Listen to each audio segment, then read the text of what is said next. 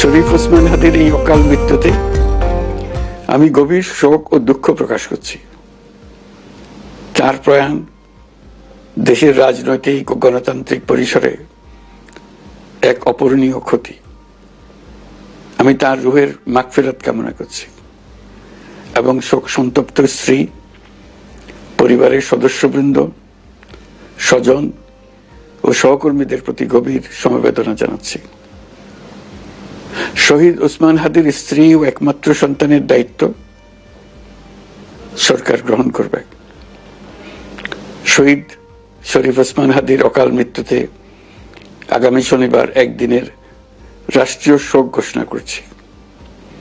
এই উপলক্ষে শনিবার দেশের সব সরকারি, আধা সরকারি, স্বায়ত্তশাসিত প্রতিষ্ঠান, শিক্ষা প্রতিষ্ঠান সহ সরকারি বেসরকারি ভবন এবং বিদেশে বাংলাদেশ মিশনগুলোতে জাতীয় পতাকা অর্ধনমিত থাকবে।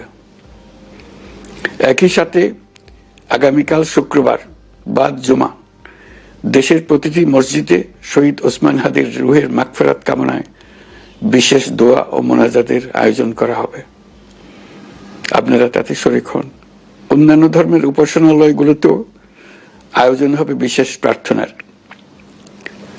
আমি বিশেষ কৃতজ্ঞতা জানাই সিঙ্গাপুর সরকারের প্রতি